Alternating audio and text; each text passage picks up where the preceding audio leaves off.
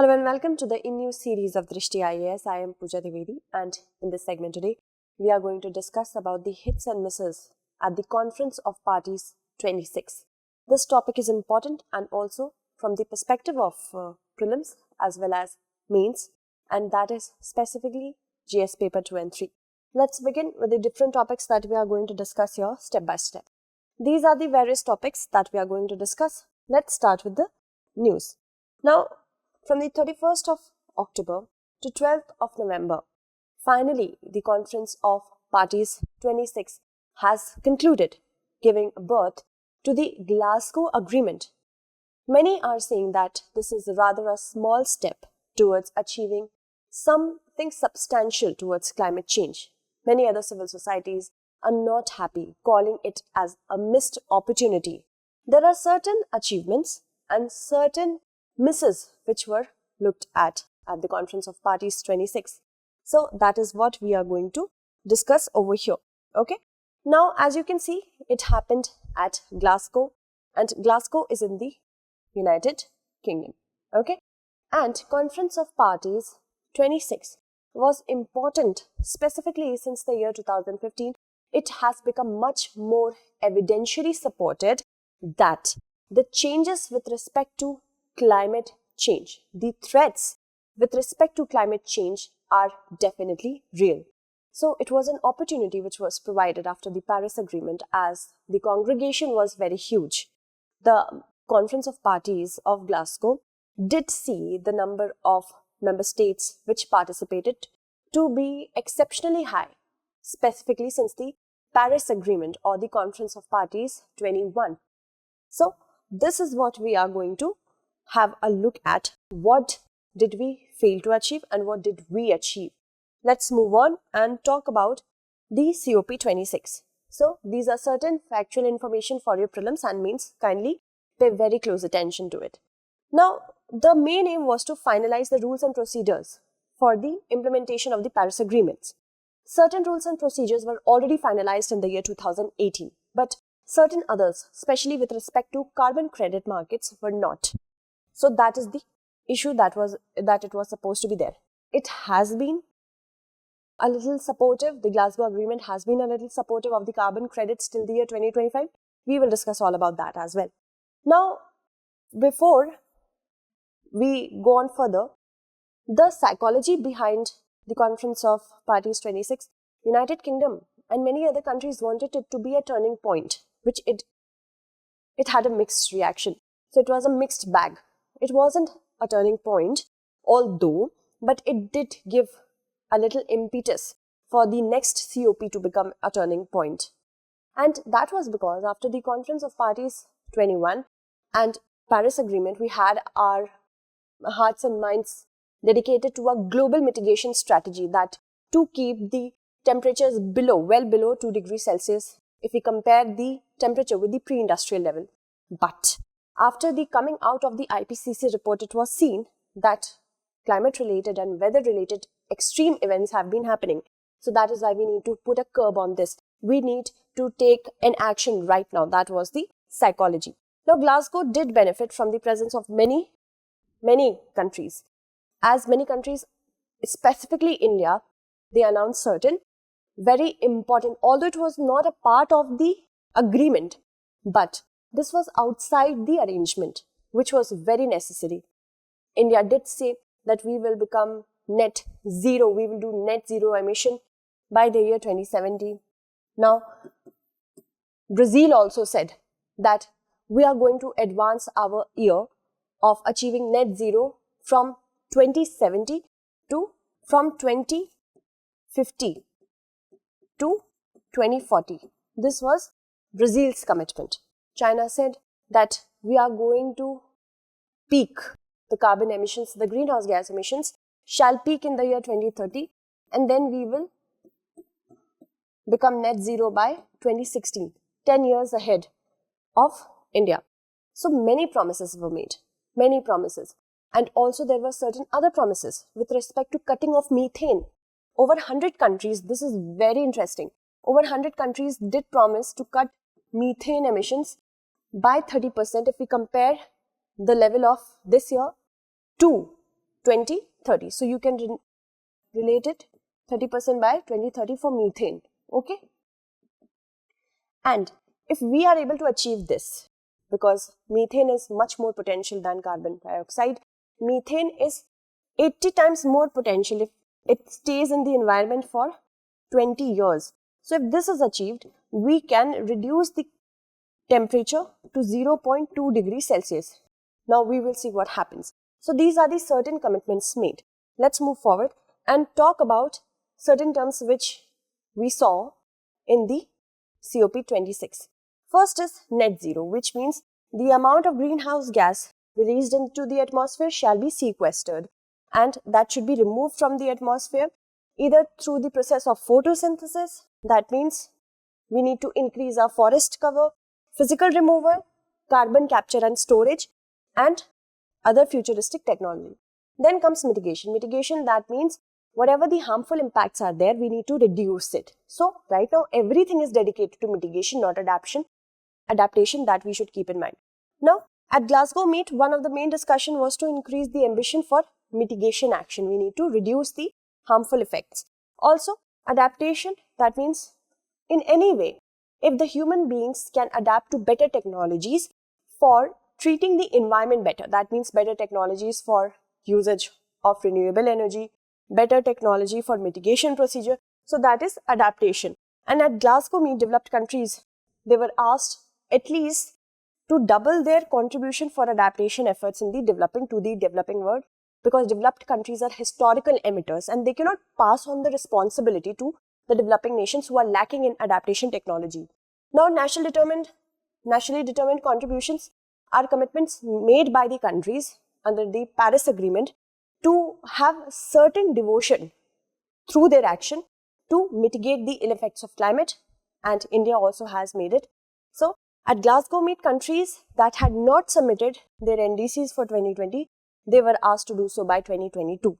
Okay, moving on. One more thing, climate financing. Climate financing was that all the money required to fund the actions. Of course, whenever we want technology, we need to finance that. So climate financing is also very important. We need to provide funds through a green climate fund. Then only we will be able to distribute those funds to such small and developing nations that are in dire need of it, because they are at the most vulnerable and at the any sort of receiving end of climate change. And at Glasgow meet, developing countries, they were asked, developed countries, to mobilize at least US 1.3 trillion every year. Remember, 1.3 trillion every year from 2030 onwards. Also remember the year. It could be a prelims question for you. Okay. So now we need to understand about the Glasgow Agreement. What was it all? First of all, it expressed deep regret over the failure to mobilize the necessary funds and initiated discussions on setting new target for climate financing beyond $100 billion for the post-2025 period. Also asked the developed countries to provide transparent information about the money that they will provide. Okay. Also, if we talk about what was achieved, first on the accounts of mitigation, as I have already told you about the term, so we do not need to ask you about remembering mitigation through here. So mitigation is basically reducing the harmful impacts of climate change with respect to COP26 here. And it asks the different countries to strengthen their 2030 climate action plans or nationally determined contributions, and that is by next year. What are you supposed to do by 2030? Please confirm it by next year. That is what the achievement has been. And also established a work program to urgently scale up mitigation ambition and implementation. Okay, here, as I have already told you about the Paris Agreement, it wants the temperature to be kept well below the 2 degrees Celsius. That is, of course, when we talk about that is the global goal. Now, a global goal should be prepared with respect to what should be the mitigation and the adaptation, and decided to convene an annual meeting. An annual meeting should be conducted of ministers to raise ambitions of 2030 climate change. Now, we need to understand we do not only need to raise ambitions, but also, of course, we shouldn't be over ambitious. Anyway, we should be realistic. But whatever realism should be there, it should be matched with execution. If we put an ambition, but we do not execute our plans accordingly, it's not necessary. It will be of no use, because that will be on the paper itself. Also, it requested the UN Secretary General to convene a meeting by the year 2023 to scale up ambition of climate action. Again, ambition. Okay.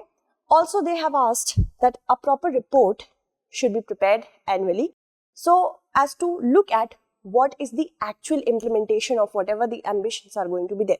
That means accountability has a little bit of roots here. Also, let's move on, that it asks the countries to make efforts to reduce usage of coal. Again, reduce, not phase out. Reduce usage of coal as a source of fuel, and also abolish inefficient subsidies on fossil fuels. That means those subsidies which are inefficient in nature, which do not do any good to the usage of those fossil fuels, such as any sort of provision of funds or opening up of new bids for private sector in the coal industry for those countries which have the technology should not happen. There is a catch here also, we will discuss that later. Okay. Now it has called out for a phase down.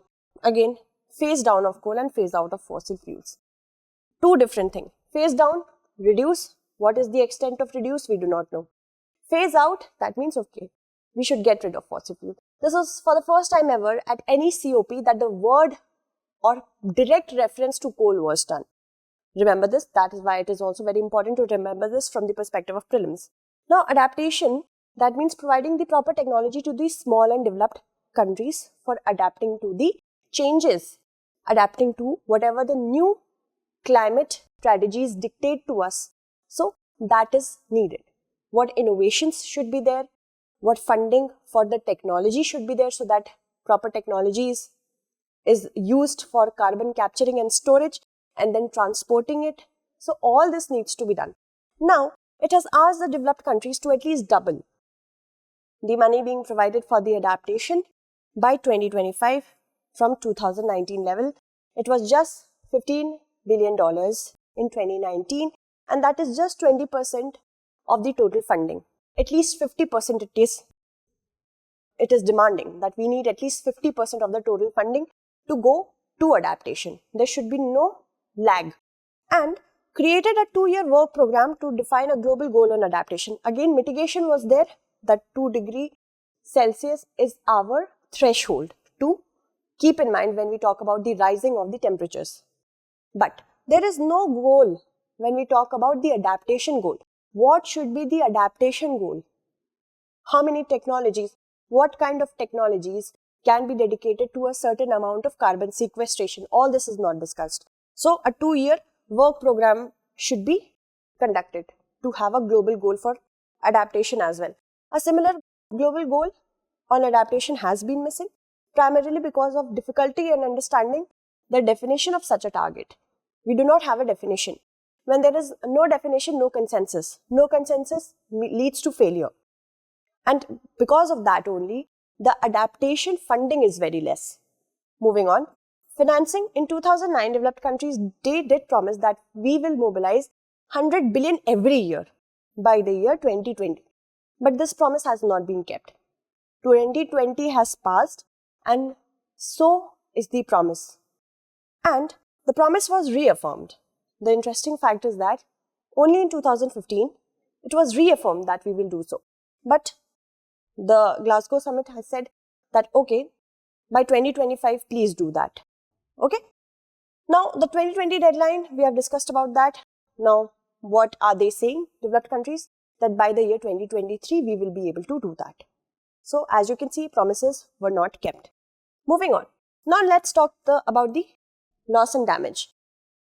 At Warsaw, the COP at Warsaw, loss and damage dimension did come into the picture, but it wasn't given a lot of attention. And substantive discussion on loss and damage, it was done when we talk about the current COP, and under Paris Agreement, we should abide by that. Earlier draft called for a proper institution to be set up for loss and damage, for the accountability and the aftercare of any loss and damage. But no, because of the lack of consensus, it has just provided for a dialogue mechanism that we will have a subjective dialogue over what loss and damage is. No institution, no accountability, no responsibility, because it will lead to the mobilization of funds. If loss and damage do occur, of course, compensation will also have to be there. Now, which country will be responsible for funding? That is the issue. Now, if we talk about carbon market, we have to understand that suppose there are two countries in the world, A and B, okay, and they are allowed to emit 20 billion tons of carbon in 1 year. Now, what happens that A is able to emit 15 billion ton, okay. Now, as you can see, it has exceeded its amount. Suppose it promised that I will go for 10 billion ton, but it hasn't done so. Alright, so what will it do? It will enter into an arrangement with B. Now, B is able to guarantee that 5 billion ton, I will only emit this much. Now, what happens? That B could have gone for 10 billion, right? But because of the presence of technology, it is able to have its threshold capped up at 5 billion. What happens now? Now they can come into an arrangement that B will provide carbon credit to A, so that the carbon credit of 5 billion ton can be traded for money, and because of that only, A will be able to show that I did not emit 15 billion ton but 10 billion ton. Now B got money, A got a certificate through the carbon market, and that is why they are able to keep the threshold 20 billion ton. Okay, so this is as simple as that.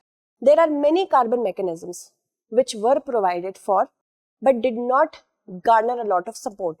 And a new market under Paris Agreement, that is why, is yet to become functional. The Glasgow Pact has offered some reprieve to the developing nations because many countries such as India, China and Brazil, they have capped up their carbon emissions. Now, because of their capping up of the carbon emissions, their carbon space becomes less, and those countries which have abandoned their commitments with respect to carbon emissions are not buying the carbon credits, and their carbon credits hence are falling short of any fruition. That means they are not gaining any profit. Okay, so that is the issue. Now, it has allowed these carbon credits to be used till the year 2025. But after 2025, there is no usage of those carbon credits. The non-seriousness, the sheer non-seriousness of developed countries have come to the fore. Now, what was missed? First, the issue of coal. There was a lot of disagreement with respect to the phasing out of coal. The direct language was used, phase out the coal. But many countries, especially the developing countries such as India, China, Brazil, many South American countries, South African countries did not agree to the phasing out of the coal because they do not have the necessary technology to tackle with the energy demands of the country. If any economy will not have the proper technology, it will of course resort to the technology or the sources which are present with it. In case of India, it's coal. So, they did not use the word phase out, they said phase down. The threshold was not defined. So, first issue is that coal still remains in the picture, and until and unless coal is phased out, it's just a missed deal. Just a dialogue for loss and damage. As I have already told you, no institution, no accountability, just a dialogue mechanism was there. Also, carbon credits are only applicable till 2025, just 4 years are left. Carbon market will not be able to develop till then. And no accountability for funds. As we have seen, the promises were broken of mobilization of funds by 2020, $100 billion, $100 trillion. So that was also not done. Let's move forward and talk about India and COP. Now, India has made certain commitments which are even out of the arrangement. Okay, and that's why it created a buzz for the first 2 days and emerged as a role model. Now, carbon neutrality shall be achieved by 2070 as a part of 5-point action plan, including reducing emissions to 50% by 2030. And India also set a target of 175 gigawatt renewable power installed capacity by the end of 2022 and 450 gigawatt by 2030. Also, it said that 40%, as we have already known, 40% of the energy demands should come from renewable sources. And India believes in the principles of common but differentiated responsibility. That means the historical emitters should take responsibility for whatever emissions they have done in the industrial era, and they should now assist the poorer countries and the developing countries through technology and financing to have their own fair share of carbon space and, of course, reduce their emissions. Also, taking India's non-fossil fuel energy capacity to 500 gigawatt by 2030, fulfilling 50% of India's energy requirement through renewable energy by 2030. Very important facts, write them down. Now, first, this entire factual record is very important. If you have taken a screenshot, written it, it's very good. And also write down that bringing down the carbon intensity of India's economy by more than 45% by 2030, this is also a goal, and cut down its net projected carbon emissions by 1 billion tons from now until 2030. The achievement of the target of net zero emission we have already discussed by 2070, and climate equity monitor India is in a support of that. That means what the tracking of what the countries, especially the developed countries, are doing should be there. And India, as it has created a buzz already, it has come out, and for the first 2 days it has reverberated with its own commitments. It did emerge as a role model. Moving on, if we talk about the issues related. First issue is the, of course, restricted flow of funds. Now, according to the UNFCCC's Biennial Assessment of Finance of 2018, the actual flow of funds from the developed to the developing countries has remained a meager $38 billion, and that too after the relaxed criteria adopted by the UNFCCC. Remember, Conference of Parties is a mechanism under UNFCCC only, and higher adaptation to mitigation fund difference. That means more and more attention is being given to mitigation and not adaptation. So, if adaptation is not having any sort of attention, mitigation will continue on happening, right? If we are not adapting, we will go through harmful effects of the climate change. Then, of course, we will keep on mitigating. So, here they are not following the policy of prevention is better than cure. They are going for cure is better than prevention. Okay. Issues raised in the NDC synthesis reports with respect to the changing environment. Now, this has also raised some eyebrows.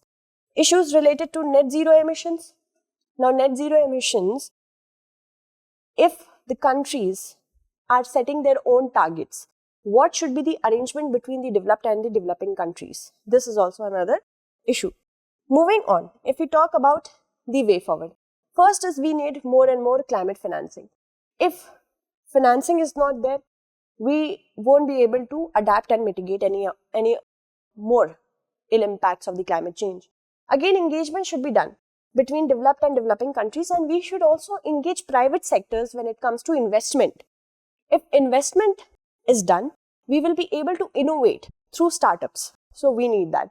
And an engagement should be done, a mechanism. We can go for bilateral, trilateral and multilateral mechanism when we talk about the climate change. Why not? Because we go for bilateral, trilateral cooperation when we talk about defense system. Why not climate? Also, relooking at countries' policies. We need to understand whatever promises are made on the global arena, they should always be respected with a legislation that is backing up that promise. So, ratification is also very important about any commitment that has been made. Then only countries such as India can claim to be a role model. India as a leader. Again, I have already told you about the important impacts of India's commitment announcements for the first 2 days at the COP. So, India can emerge, specifically being one of the biggest economies and the fourth largest emitter. India should be accountable for its actions, and India can do it. India has a lot potential, and India is a diverse country with respect to having solar energy, wind energy, hydro energy, thermal energy. India can do it. Okay, now let's move forward and talk about our mains-based question. You have to critically analyze the issues which were not addressed at the Conference of Parties 26. Also discuss how India has emerged as the role model at COP26 in 250 words.